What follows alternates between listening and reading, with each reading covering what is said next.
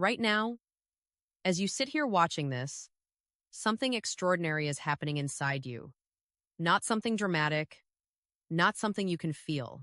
No flashing warning light, no symptom demanding your attention. But deep within your body, a silent defense operation is running at full capacity. Cells are communicating, enzymes are activating. Your immune system is scanning for threats you will never see. And here is what most people never realize. How well that defense system performs is being shaped by the ordinary choices you made today. What you ate this morning, what you drank yesterday, the habits you repeat without thinking. Those quiet patterns are influencing whether your internal environment supports resilience or slowly undermines it.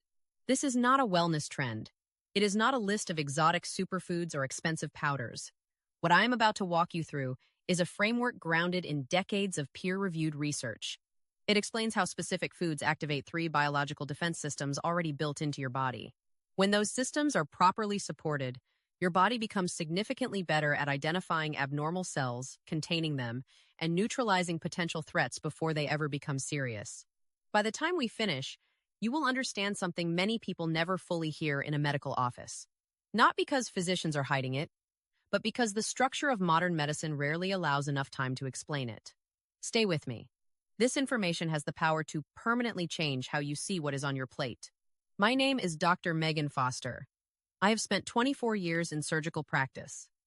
I have operated on patients at every stage of disease.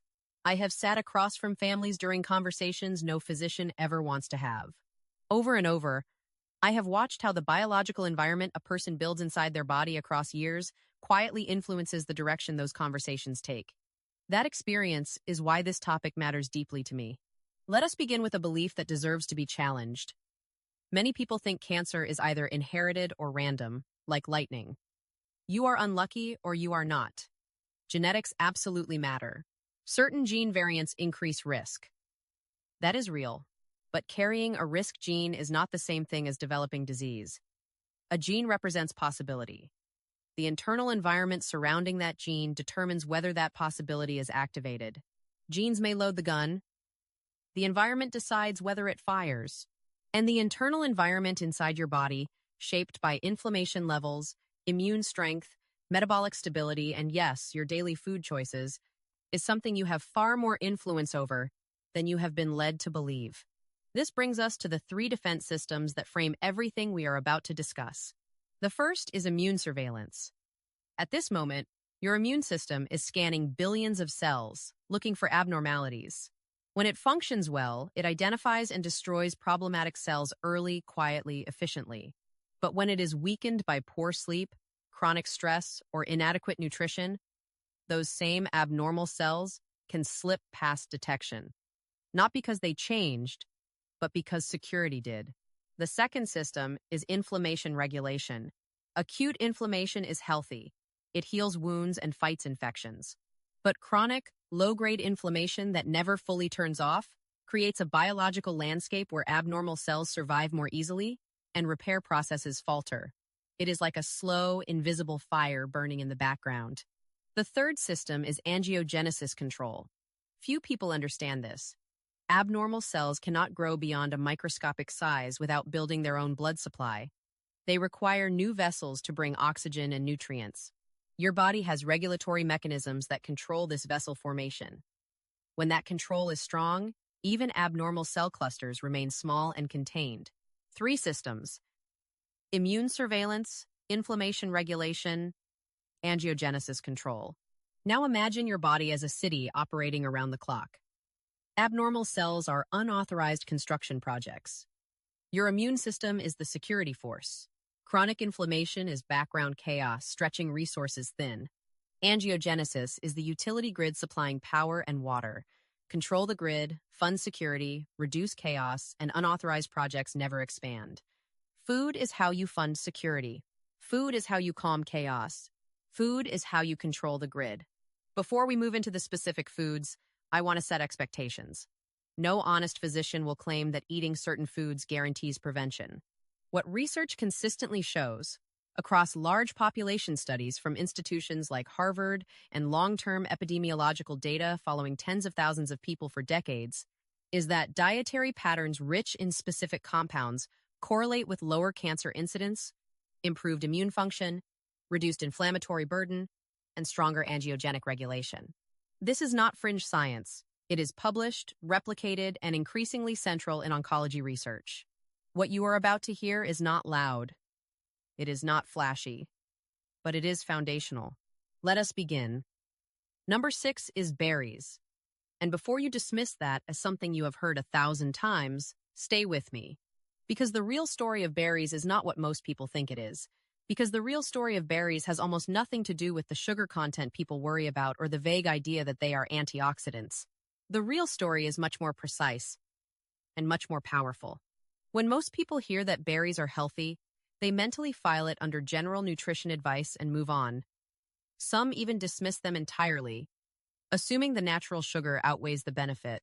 That assumption misses the mechanism that makes berries relevant to our first defense system: immune surveillance and DNA protection. The compounds that matter most in berries are called anthocyanins. These are the deep blue, red, and purple pigments that give blueberries, blackberries, raspberries, and dark cherries their color. But they are not just pigments. They are biologically active molecules that interact directly with cellular processes involved in DNA stability. Every single day, your cells generate unstable molecules called free radicals as a normal byproduct of metabolism. Think of them as microscopic sparks. When those sparks collide with DNA replication machinery, they increase the likelihood of copying errors when cells divide. And those small copying errors are often the earliest steps in abnormal cell development. Anthocyanins neutralize those sparks before they can damage DNA. This is not theoretical. In a controlled human study published in the Journal of Nutrition, participants who consumed anthocyanin-rich foods consistently for several weeks showed measurable reductions in markers of DNA oxidation in their blood. That means the biological damage was objectively lower. The effect appeared within weeks of daily intake. The dose is not extreme. 1 cup per day, fresh or frozen. Frozen berries are often flash frozen at peak ripeness, which preserves anthocyanin concentration remarkably well. In some cases, they contain levels comparable to fresh. The darker the berry, the higher the anthocyanin density. Now, here is the mistake that eliminates much of the benefit. Berry juice. When you juice berries, you remove the fiber that slows digestion and regulates absorption. You also lose a significant portion of anthocyanins that bind to that fiber structure. What remains is concentrated sugar without the metabolic context that makes whole fruit protective. The whole berry is the point. 1 cup daily. That supports DNA protection and strengthens immune surveillance at the cellular level. But berries alone do not address another critical process. What happens when damaged cells have already accumulated too many errors? That brings us to number 5. Pomegranate. Pomegranate is often treated as a health trend that had its moment and faded. The biology never faded. The compounds inside it are called elagitannins. When you eat pomegranate seeds, your gut bacteria convert those elagitannins into active molecules, one of which is called urolithin. And urolithin plays a role in apoptosis. Apoptosis is programmed cell death. It sounds alarming, but it is one of your body's most elegant protective mechanisms.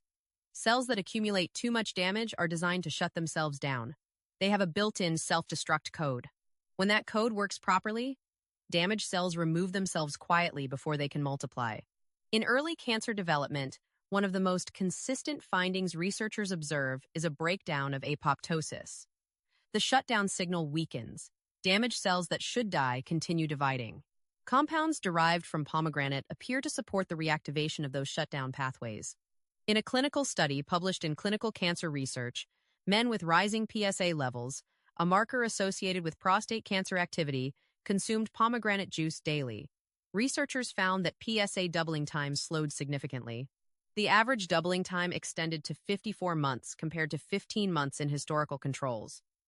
That is a substantial biological shift. Whole seeds are preferable to juice because they preserve fiber and additional active compounds. About 1/4 cup a few times per week is a practical target. If juice is used, it must be pure, unsweetened pomegranate juice. Many commercial products are mostly sugar with minimal active compound content. Now step back for a moment. With berries, we addressed oxidative DNA protection. With pomegranate, we supported cellular cleanup through apoptosis. We are strengthening both the security patrol and the internal removal system inside the city. But there is still the question of infrastructure. Even if abnormal cells form and survive longer than they should, they cannot expand without building supply lines. This is where number 4 surprises almost everyone. Purple potatoes. For years, potatoes have been dismissed broadly as nutritionally problematic. That criticism often applies to highly processed white potato products, but it does not apply universally. Color in plant foods signals specific bioactive compounds. Purple potatoes contain high concentrations of anthocyanins, similar to berries, but studied specifically for their effect on angiogenesis control. In a study from Penn State, men who consumed purple potatoes daily for 4 weeks showed significant reductions in interleukin-6, a key inflammatory marker, and measurable changes in markers related to blood vessel regulation compared to a control group consuming white potatoes. Researchers focused on anthocyanin interference with angiogenic signaling pathways. In simple terms, compounds in purple potatoes appear to help regulate new blood vessel formation. Remember the city model. Angiogenesis is the utility grid. Unauthorized construction cannot grow without connecting to water and power. Purple potatoes influence access to that grid. Preparation matters. Baking or steaming preserves anthocyanin content. Deep frying destroys much of it. A baked purple potato with olive oil and herbs becomes not just a side dish, but a strategic addition to your defense framework. Now we have addressed DNA protection, cellular cleanup, and early interference with blood vessel formation. Number 3 is turmeric. And before you reduce it to just a spice, I want you to pause, because this is where the biology becomes more precise and far more powerful than most people expect. Turmeric contains an active compound called curcumin. On the surface, it seems modest. It is something sprinkled into curry or stirred into rice. But curcumin has been the subject of more than 3,000 peer-reviewed scientific studies. It is one of the most extensively researched natural compounds in biomedical science. The reason researchers continue studying it comes down to one central mechanism, a cellular signaling pathway called NFKB. Think of NFKB as an inflammation switch inside your cells. When it turns on, your body begins producing inflammatory molecules. In short bursts, that is healthy and necessary. It helps you respond to injury and infection. But in many modern lifestyles, high stress, processed food, poor sleep, excess sugar, NFKB becomes chronically activated. The switch gets stuck in the on position. When that happens, inflammation becomes a constant background state. And chronic low-grade inflammation creates exactly the environment that allows abnormal cells to survive longer than they should. Curcumin directly inhibits NFKB signaling. It does not vaguely reduce inflammation. It targets that specific switch and helps turn it down. And it does not stop there. Curcumin also influences angiogenic signaling, interfering with pathways abnormal cells use to stimulate blood vessel growth. It even interacts with genes that regulate the cell cycle, meaning it touches all 3 of our defense systems: immune surveillance, inflammation regulation, and angiogenesis control. But here is the detail that determines whether turmeric helps you or does almost nothing. Curcumin is poorly absorbed on its own. If you simply add turmeric to food without understanding this, most of it passes through your digestive system with minimal effect. The bioavailability problem is real. The solution is black pepper. Black pepper contains a compound called piperine. In pharmacokinetic research, piperine has been shown to increase curcumin absorption by up to 2,000%. Not 20%, not 200%, 2,000. That finding, published in the journal Planta Medica and replicated multiple times, means turmeric without black pepper delivers a fraction of its potential benefit. Every time you use turmeric, add black pepper. No exceptions. Another mistake people make is assuming megadose supplements are better. The strongest population data does not support extreme dosing. Consistent, moderate daily intake integrated into meals appears far more beneficial than occasional high-dose supplementation. Consistency over concentration. Add turmeric and black pepper to eggs, soups, lentils, roasted vegetables, rice. Make it routine. The effect builds with repetition. Now, we move into a category that surprises almost everyone: Number 2 is broccoli sprouts. Not broccoli, broccoli sprouts. And the difference between the two is not small. It is enormous.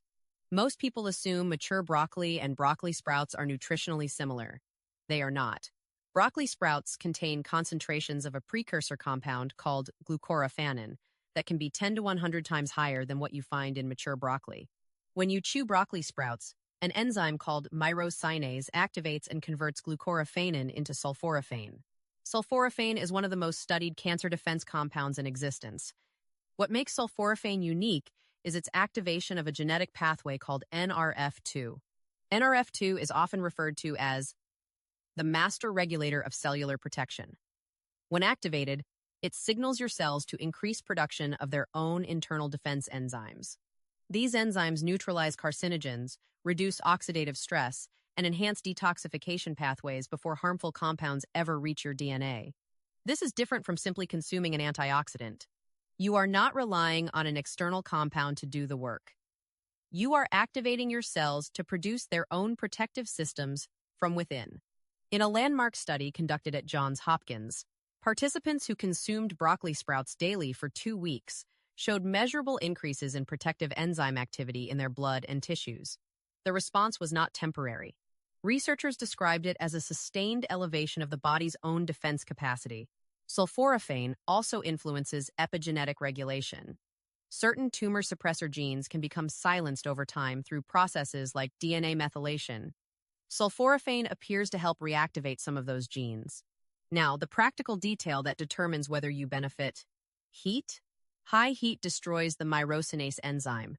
No myrosinase means little to no sulforaphane conversion. If you thoroughly cook broccoli sprouts, you eliminate much of what makes them powerful. Raw is best. A very light steam 1 to 2 minutes is acceptable. Beyond that, the benefit declines rapidly. 2 to 3 tablespoons per day is a meaningful amount. Add them raw to salads, sandwiches, or bowls after cooking everything else. If you prefer mature broccoli, there is a technique that restores sulforaphane production. After cooking, add mustard powder or prepared mustard. Mustard seeds contain their own myrosinase enzyme, which can activate sulforaphane formation even after cooking has destroyed broccoli's native enzyme. Small details make large biological differences. Now step back and look at what we have built so far. Berries reduce oxidative DNA damage. Pomegranate supports apoptosis. Purple potatoes influence angiogenesis. Turmeric modulates inflammatory signaling. Broccoli sprouts activate cellular defense genes. Each supports at least one defense system. Some support multiple, but number 1 is different. Number 1 has one of the broadest and most replicated bodies of evidence for influencing all 3 systems simultaneously. When I tell you what it is, you may feel underwhelmed. Stay with the biology. Number 1 is green tea. And I know what just happened in your mind. Green tea does not sound dramatic. It does not feel revolutionary. It is not rare. It is not expensive. It is something you have seen on grocery shelves for years. But this is exactly why it deserves your full attention. Inside green tea is a compound called EGCG, short for epigallocatechin gallate. The name itself is not important. What it does is, EGCG is one of the most intensively studied natural compounds in modern cancer research. Not in alternative circles, in mainstream laboratories, in clinical trials, in major oncology centers. There are ongoing studies investigating EGCG as an adjunct compound alongside conventional cancer treatments. Let us walk through what it does to each of the 3 defense systems. First, immune surveillance. EGCG has been shown to enhance the activity of natural killer cells. These are specialized immune cells whose primary function is to identify and destroy abnormal cells before they form clusters. In a study published in the Journal of Immunology, participants with higher green tea intake demonstrated increased natural killer cell cytotoxicity compared to controls. The effect was measurable in blood samples. This means green tea is not vaguely boosting immunity. It is influencing specific frontline immune cells involved in early abnormal cell detection. Second, inflammation regulation. EGCG inhibits multiple inflammatory pathways simultaneously. It targets NF-κB, the same pathway curcumin influences, and also reduces activity in COX-2, another enzyme deeply involved in inflammatory cascades. This dual action gives green tea a broader anti-inflammatory reach than most single dietary compounds. In large population studies following tens of thousands of individuals over a decade, regular green tea consumers consistently showed lower circulating levels of inflammatory markers compared to non-consumers. Third, angiogenesis control. This is where the evidence becomes especially striking. Researchers at the Angiogenesis Foundation identified EGCG as one of the most potent natural inhibitors of angiogenic signaling documented in scientific literature.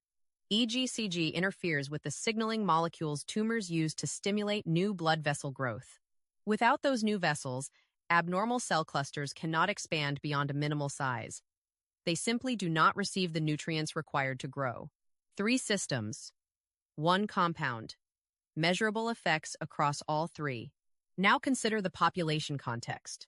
In regions of Japan, where green tea consumption averages 3 to 5 cups daily across generations, rates of certain cancers, particularly stomach, colon, and breast, are consistently lower than in populations with minimal green tea intake.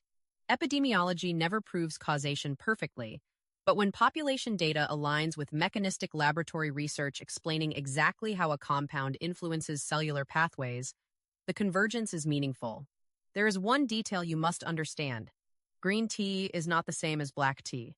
Both come from the same plant, but black tea undergoes oxidation during processing.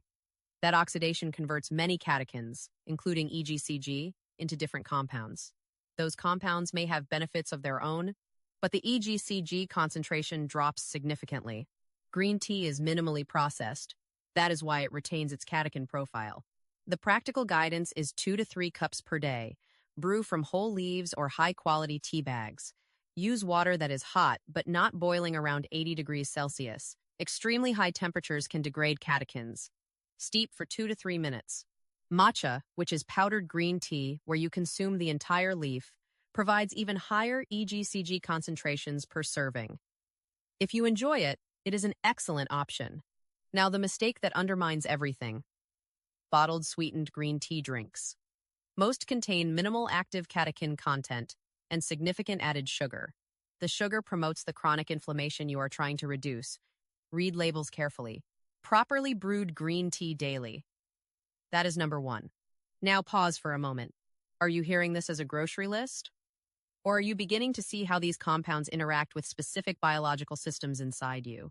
That distinction matters, because what we have built here is not random advice. It is a coordinated strategy. Berries reduce oxidative DNA damage. Pomegranate supports cellular cleanup. Purple potatoes influence blood vessel regulation. Turmeric with black pepper modulates inflammatory signaling. Broccoli sprouts activate genetic protection pathways. Green tea strengthens all 3 defense systems simultaneously. But here is where most conversations stop. And this is where we continue. Because eating these foods is not enough if the environment in which they operate is compromised. There is another layer that determines how much benefit you actually receive from them. It is your gut microbiome.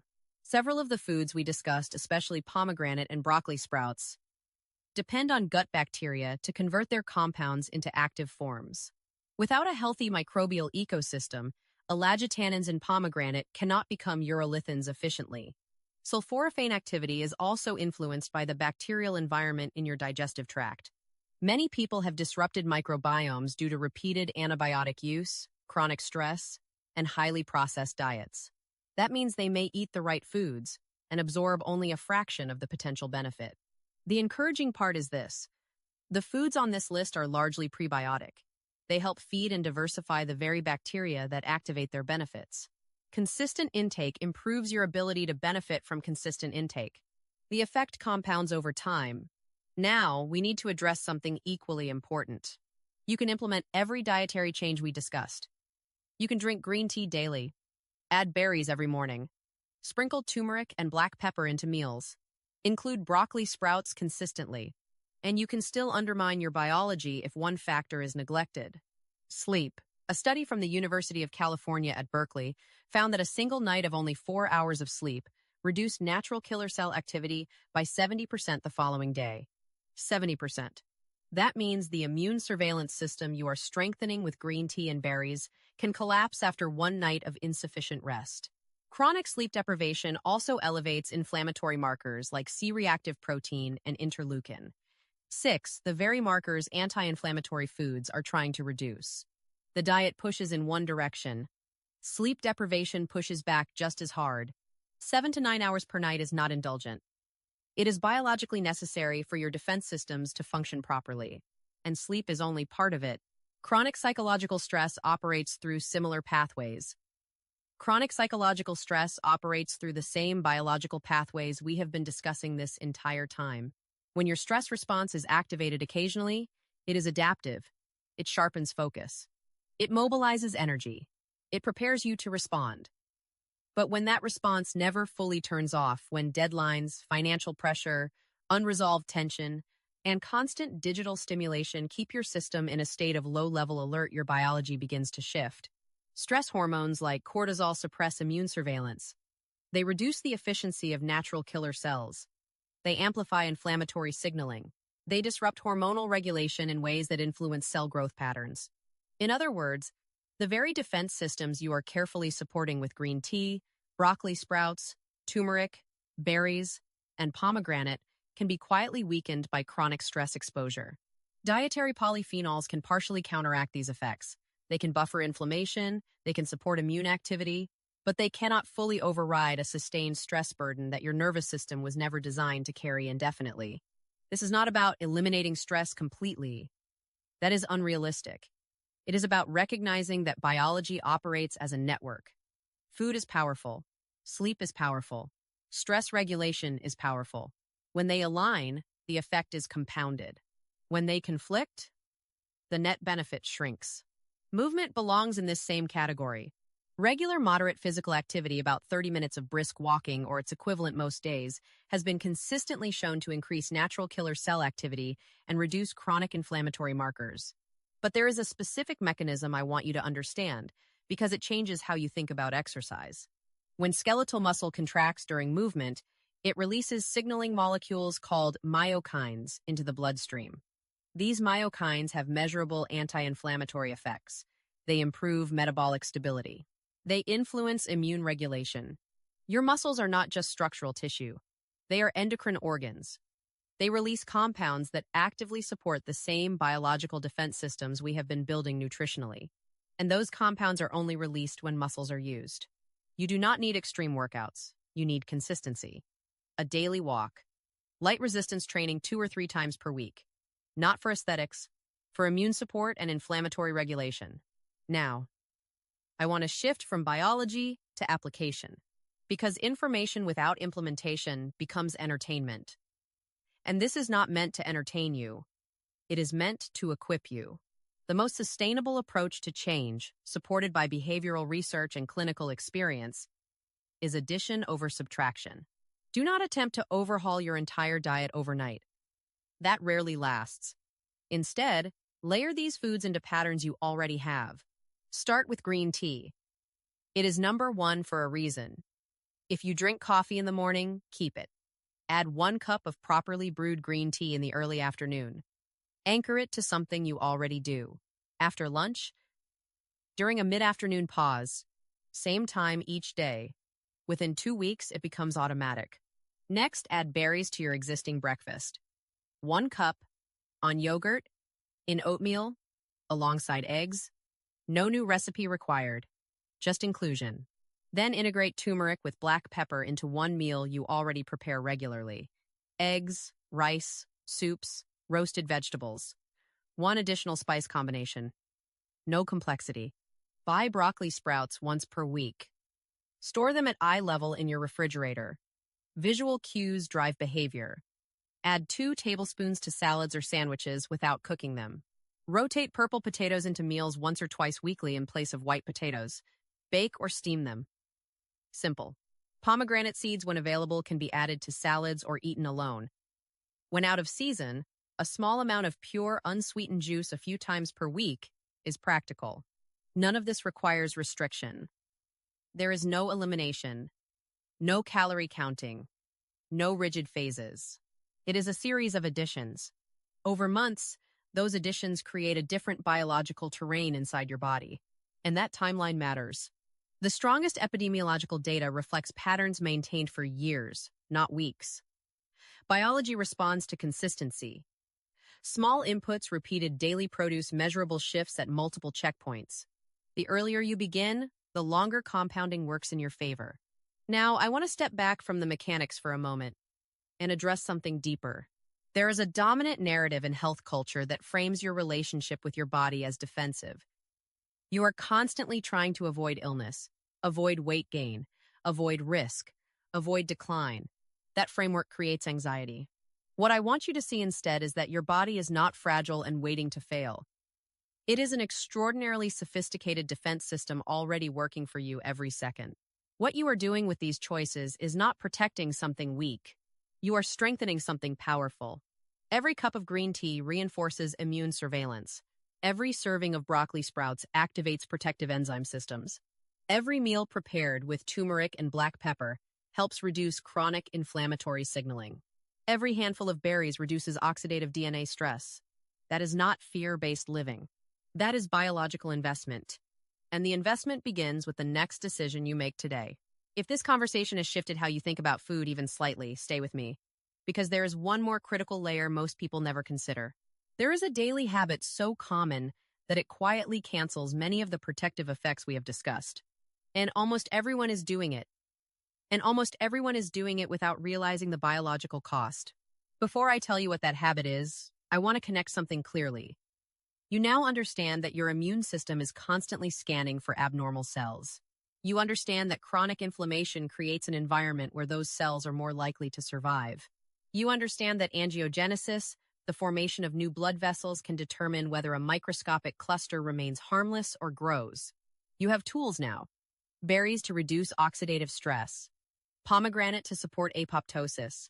Purple potatoes to influence blood vessel regulation. Turmeric with black pepper to calm inflammatory signaling. Broccoli sprouts to activate NRF2 and your internal detoxification machinery. Green tea to reinforce all three systems simultaneously. But there is a cancellation effect in biology. When one input is strong enough, it can override others. The habit I am referring to is chronic sleep restriction. We touched on this briefly, but it deserves deeper attention because the magnitude of its effect is often underestimated. In controlled laboratory studies, researchers have demonstrated that even one night of reduced sleep around 4 hours can reduce natural killer cell activity by up to 70% the following day. That is not a small fluctuation. That is a dramatic suppression of immune surveillance. Imagine carefully strengthening your internal security system with diet for months, then weakening it by 2/3 in a single night. Now, extend that pattern across weeks or years of sleeping 5 or 6 hours per night. The suppression becomes chronic. The inflammatory markers we have been working to reduce, C-reactive protein, interleukin-6, remain elevated. Cortisol rhythms become dysregulated. Hormonal signals influencing angiogenesis shift in the wrong direction. Sleep is not passive downtime. It is active biological repair. During deep sleep, immune cells recalibrate. Inflammatory signaling decreases. DNA repair mechanisms operate at full capacity. Growth hormone release supports tissue maintenance. The glymphatic system in the brain clears metabolic waste. When sleep is shortened consistently, all of those processes are compromised. And here is where this becomes empowering rather than discouraging. Sleep is modifiable. 7 to 9 hours per night is not excessive. It is baseline. For many adults, consistent 7.5 to 8 hours provides optimal immune and inflammatory regulation. This does not require perfection. It requires priority. Now, let us widen the lens even further. There is another modern habit that undermines everything we have built, and it often hides behind convenience and speed. Ultra-processed food consumption. When a large percentage of daily calories comes from highly refined carbohydrates, industrial seed oils exposed to repeated high heat, and additives designed for shelf stability rather than biological compatibility, the inflammatory load increases significantly. Ultra-processed foods spike blood glucose rapidly, increasing oxidative stress. They disrupt gut microbiome diversity, reducing your capacity to convert beneficial compounds like alagitannins and glucoraphanin into active forms. They often contain emulsifiers and additives shown in some studies to alter intestinal barrier integrity. You cannot out-supplement or out-superfood a diet dominated by ultra-processed inputs. This does not mean elimination of all convenience foods. It means awareness of proportion. If 80% of your intake consists of minimally processed whole foods, vegetables, fruits, legumes, whole grains, nuts, seeds, quality proteins, the defense systems we discussed operate within a supportive environment. If the majority is ultra-processed, those same systems are fighting uphill. Again, this is addition over subtraction. Build the foundation first. When the foundation strengthens, cravings and patterns often shift naturally. Now, let us address alcohol briefly. Excessive alcohol consumption increases oxidative stress, impairs immune surveillance, disrupts sleep architecture, and elevates inflammatory markers. Moderate intake, particularly red wine in limited quantities, has been studied for polyphenol content, but alcohol itself is metabolized into acetaldehyde, a compound with carcinogenic properties. If you choose to drink, moderation is not just a cultural suggestion, it is biologically relevant. Everything we are discussing is interconnected. Diet strengthens defense systems. Sleep allows them to function. Movement activates supportive signaling molecules. Stress regulation prevents chronic suppression. Limiting ultra-processed inputs reduces background inflammation. This is not about perfection. It is about direction. Now I want you to picture something. Imagine two individuals with similar genetic risk profiles. One builds a biological environment defined by chronic sleep restriction, high stress, ultra-processed food intake, minimal movement, and persistent inflammation. The other builds an environment defined by consistent sleep, moderate movement, polyphenol-rich whole foods, stress awareness, and metabolic stability. The genes are the same. The internal environment is not. Over decades, those environments produce different probabilities. That is what we are really discussing. Shifting probabilities. You are not guaranteeing an outcome. You are altering terrain. And terrain determines what grows. Now, as we move forward, I want to address a question that often arises quietly but rarely gets discussed openly. What about people who already have a diagnosis? That deserves careful clarity, because the principles remain relevant but the application changes. If you or someone you love is already navigating a cancer diagnosis, the conversation shifts from prevention to support, and that distinction matters. The framework we have built, immune surveillance, inflammation regulation, angiogenesis control, does not suddenly become irrelevant once disease is present. In fact, those systems often become even more important, but the way you engage with them must be medically coordinated. There is growing research in the field of integrative oncology examining how anti-inflammatory, polyphenol-rich dietary patterns influence treatment response, recovery, and recurrence risk. Studies suggest that patients consuming diets rich in vegetables, fruits, green tea, cruciferous compounds, and omega-3 fats often show improved inflammatory profiles during treatment. In some cases, better long-term outcomes. The mechanisms are the same ones we have been discussing. Supporting immune resilience during chemotherapy or radiation. Reducing inflammatory signaling that can promote tumor regrowth. Helping the body clear residual abnormal cells after primary treatment concludes. But here is what must be said clearly and responsibly.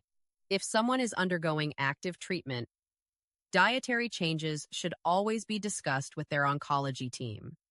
Certain compounds, particularly high-dose supplements, can interact with targeted therapies. EGCG from green tea, for example, has been shown in laboratory settings to affect the metabolism of some medications. High-dose curcumin supplements can influence liver enzyme pathways involved in drug processing. Whole foods integrated into a balanced diet are generally supported. Megadose supplementation without medical supervision is not. For individuals who have completed treatment and are focused on long-term resilience and recurrence prevention, this framework becomes highly relevant. Many integrative oncology specialists emphasize dietary patterns that reduce chronic inflammation and support immune regulation as part of survivorship care. Now let us return to the broader picture. Everything we have discussed operates within a network. And there is one more concept I want you to understand, because it reframes how you approach daily choices. Compounding. In finance, compounding describes how small gains accumulate over time to produce substantial growth. Biology works similarly. A single cup of green tea does not transform your immune system overnight. One serving of broccoli sprouts does not instantly activate every protective enzyme, but repeated daily inputs shift signaling patterns gradually. Inflammatory markers decrease incrementally. Oxidative stress reduces step by step. Gene expression patterns adjust subtly. Over months and years, those small adjustments accumulate. The reverse is also true. Chronic sleep restriction compounds, persistent stress compounds, ultra-processed food intake compounds. You are always compounding in one direction or another, and the direction is shaped by routine. Now, here is a practical mental model. Instead of asking, will this food prevent disease? Ask, does this choice strengthen or weaken my internal defense systems? That question changes everything. Green tea strengthens immune surveillance and angiogenesis control. Berries strengthen DNA stability. Turmeric modulates inflammatory signaling. Broccoli sprouts activate cellular detoxification pathways. Adequate sleep restores immune balance. Movement releases anti-inflammatory myokines. Each decision nudges the system. And when enough nudges accumulate, the environment changes. Now I want to address something emotional but important. Fear-based health messaging is common. It often motivates in the short term but exhausts in the long term. If you approach every meal thinking about what you are trying to avoid, you create stress around food itself. What if instead you approach food as reinforcement? You are not eating broccoli sprouts because you are afraid. You are eating them because you understand the mechanism and respect your biology. You are not drinking green tea because you are anxious. You are drinking it because you recognize its documented interaction with cellular pathways. That shift from fear to informed reinforcement creates sustainability, and sustainability is what matters. Now, as we approach the final layer of this conversation, I want you to consider something practical. If you implemented just 3 changes consistently for the next year: green tea daily, broccoli sprouts most days, and prioritizing 7 to 8 hours of sleep, your internal environment would measurably shift. Add moderate movement. Add berries at breakfast. These are not extreme measures. They are manageable habits. And habits are what shape long-term outcomes. In the final part, I want to tie this all together into a clear blueprint so you leave not just informed, but equipped to act starting tomorrow morning. Because information is powerful, but implementation changes biology. So let's turn everything we've discussed into something practical, clear, and actionable. Because knowledge without structure rarely becomes habit, and habit is what ultimately shapes biology. At this point, you understand the mechanisms. You know that your immune system constantly scans for abnormal cells. You know chronic inflammation can weaken that surveillance. You know angiogenesis feeds growth, and certain compounds can help regulate that process. You understand that polyphenols, sulforaphane, curcumin, and catechins influence gene expression and cellular signaling. Now the question becomes simple. How do you translate that into daily life without overwhelm? The key is integration, not intensity. You don't need to redesign your entire diet overnight. You don't need complicated protocols. What you need is consistency built around foundational behaviors that compound over time. Start with mornings. The first hour after waking influences cortisol rhythm, blood sugar stability, and inflammatory signaling for the rest of the day. Instead of starting with ultra-processed carbohydrates and caffeine overload, consider something supportive. A cup of green tea provides catechins that interact with angiogenesis pathways and oxidative stress. Adding berries to breakfast introduces anthocyanins that protect DNA integrity. These small additions are not dramatic, but they are biologically meaningful. Then, think about your primary meals. The goal is not restriction, it is density. Can you include cruciferous vegetables several times per week?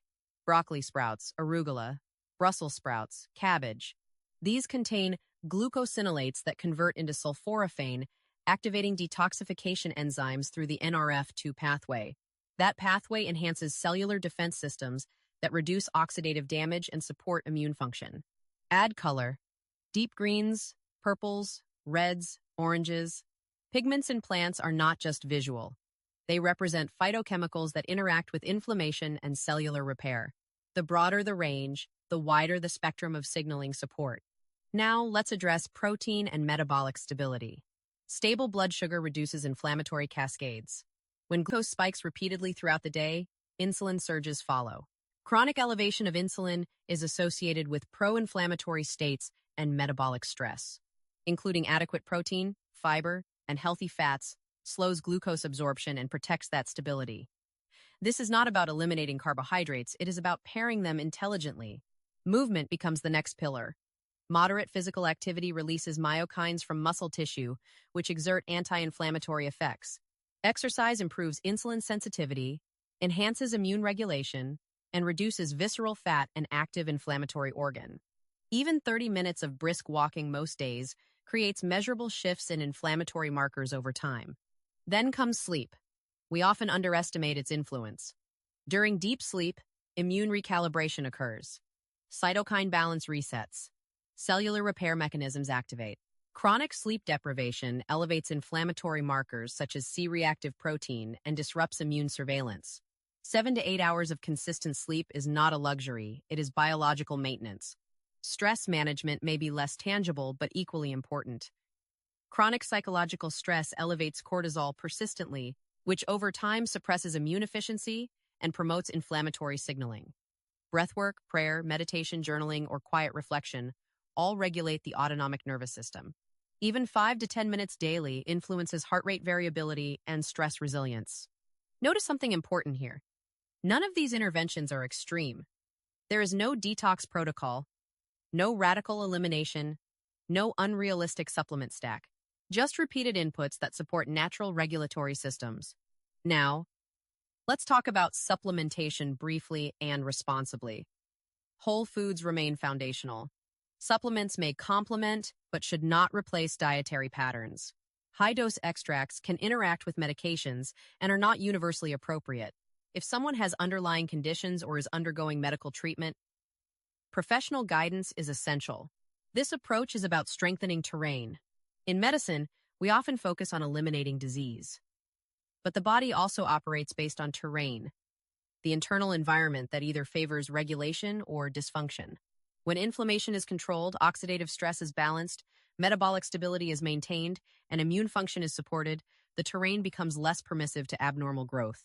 It is not a guarantee. Biology is complex, genetics matter, environmental exposures matter, but terrain still influences trajectory. And here is something empowering. Terrain is shaped daily. Every meal, every night of sleep, every walk, every stress response. You are not powerless in this equation. You may not control every variable, but you influence many of them. Now, as we move into the final part of this discussion, we are going to connect the science with mindset because long-term health is not sustained by fear, and it is not sustained by short bursts of motivation. It is sustained by identity, clarity, and routine. And once you understand that connection, implementation stops feeling overwhelming and starts feeling inevitable. All the science we've discussed, immune surveillance, inflammation control, angiogenesis regulation, metabolic stability can feel clinical. Informative, yes. Important, absolutely. But unless it connects to how you see yourself, it rarely becomes permanent change. Here is the shift that matters. Stop thinking of these habits as health tasks and start seeing them as part of your identity. When someone identifies as a person who protects their long-term health, decisions simplify. Drinking green tea is no longer a strategy. It's just what you do. Adding cruciferous vegetables to meals is not a chore. It's standard. Going to bed on time is not optional. It's maintenance. Identity removes daily debate. And debate is exhausting. Most people fail not because they lack information, but because every choice feels negotiable. Should I or shouldn't I? That internal friction drains willpower. But when something aligns with who you believe you are, the resistance decreases dramatically. Now consider the long view. Cancer, cardiovascular disease, metabolic disorders, these rarely appear overnight. They develop over years of compounded inputs. The good news is that protective physiology also compounds. Reduced inflammatory markers, improved insulin sensitivity, strengthened immune regulation. These changes accumulate quietly, often invisibly, until one day they represent a completely different internal landscape. You may not see the effect after 1 week, but over 12 months, the biology shifts. So instead of asking, will this make a difference today? Ask, who am I becoming if I repeat this for years? That question changes your trajectory. And in the final part, we'll bring everything together into one clear, lasting framework you can carry forward with confidence. So, here is the framework, simple and clear. Strengthen what protects you, reduce what weakens you. Repeat consistently.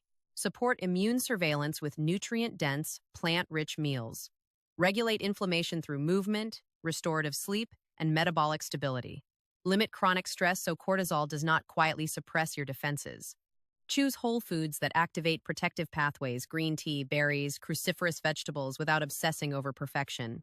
Small daily actions, repeated for years, reshape your internal environment. This is not about fear, it is about alignment. Your body is designed with remarkable defense systems. Your role is to support them, not sabotage them. You will never control every risk factor. Genetics and environment play their part, but you are not a passive bystander. You influence your terrain every single day, and that influence compounds. If this conversation helped you see your health differently, subscribe to the channel, share this video with someone who needs clarity, not hype, and start implementing one habit tomorrow morning. Your future biology is built by what you repeat today.